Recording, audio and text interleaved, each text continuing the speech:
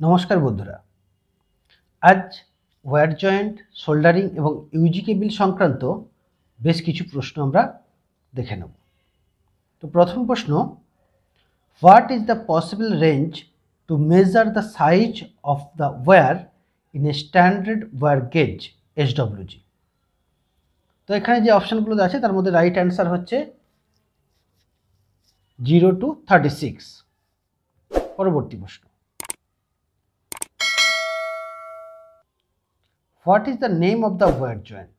এখানে যে ওয়্যার জয়েন্টটা দেখানো হয়েছে তার নাম কি? Right answer knotted tap joint.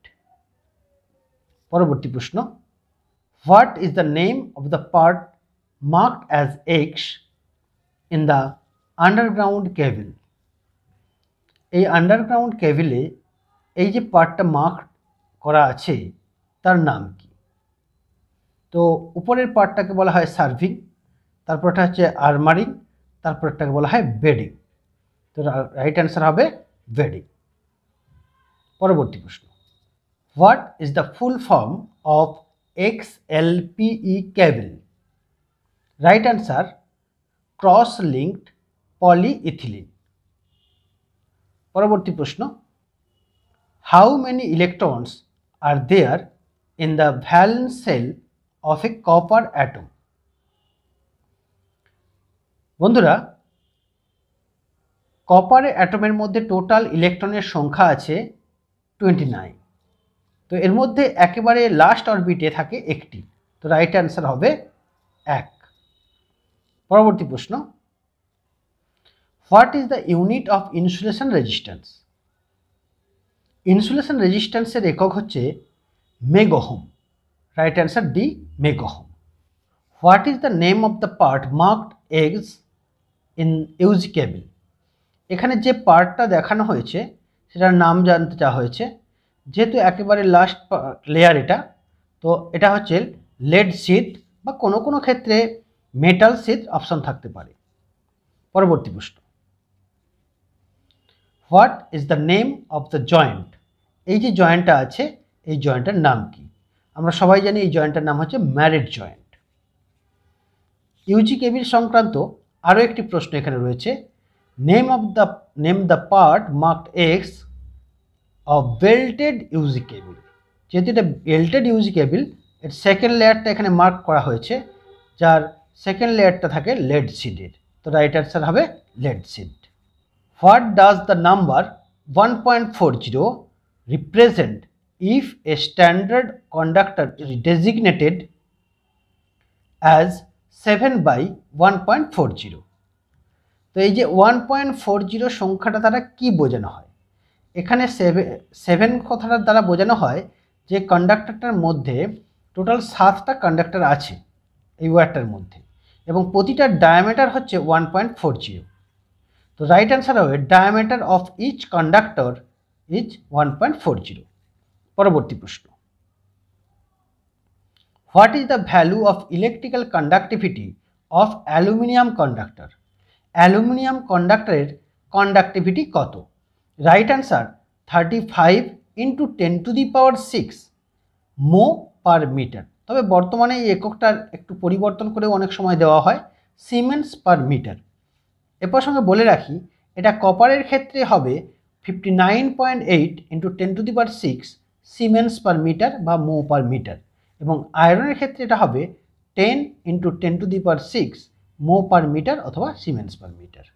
Question number 12, what is the current rating factor of cable provided with coarse excess current protection? Right answer হবে 0.81। এই কোরাস এক্সেস কারেন্ট প্রোটেকশনের সাহায্যে যখন আমরা কারেন্ট প্রোটেকশন করি তখন কেবিলের অ্যাকচুয়াল রেটিংয়ের যা কারেন্ট ক্যাপাসিটি থাকে তার থেকে অনেকটা কমে যায়।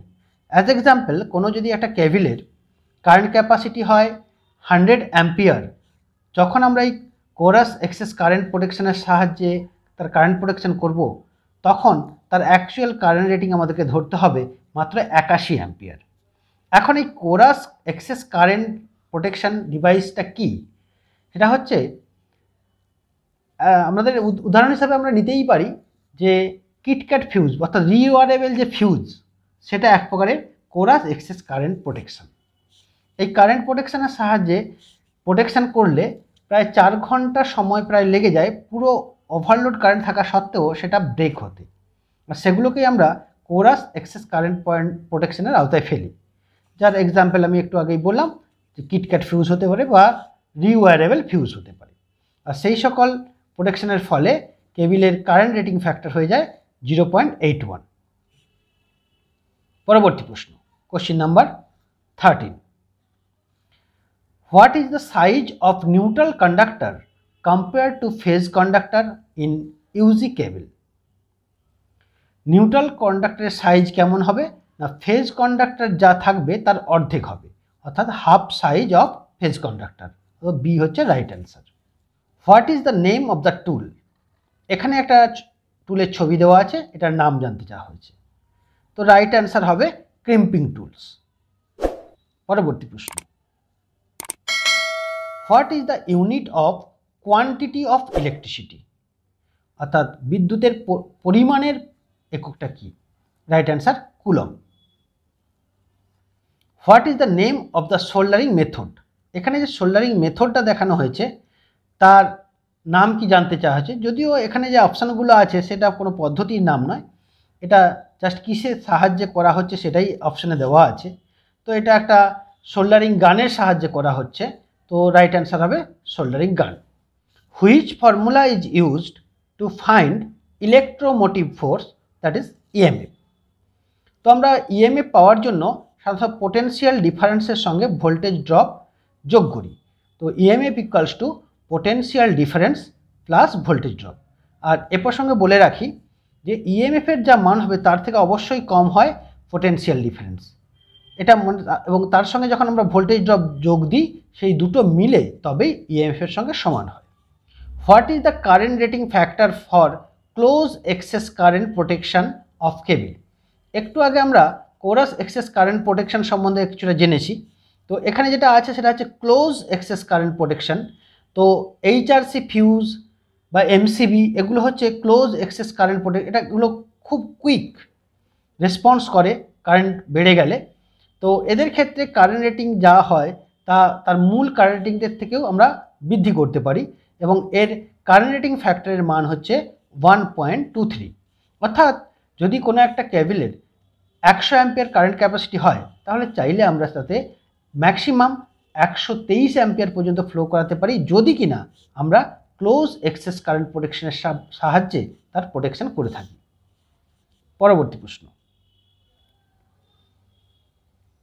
What is the name of the soldering method? এখানে একটা সোল্ডারিং সিস্টেম রাখা আছে, তো এই সোল্ডারিং সিস্টেমটার নাম বললেই হবে, এখানে যদিও কোনো মেথডের নাম অ্যাকচুয়ালি অপশনের মধ্যে নেই। তো রাইট অ্যান্সারের মধ্যে যেটা আসছে সেটা হচ্ছে temperature control soldering. Temperature control soldering এটাই হবে রাইট অ্যান্সার। বন্ধুরা, এই পর্বটি এখানেই রাখছি। পরবর্তী পর্বে আমরা এই চ্যাপ্টারের আরও কিছু ইম্পর্টেন্ট প্রশ্ন সম্বন্ধে আলোচনা করব। ততদিন পর্যন্ত বন্ধুরা ভালো থাকবেন, সুস্থ থাকবেন। ধন্যবাদ।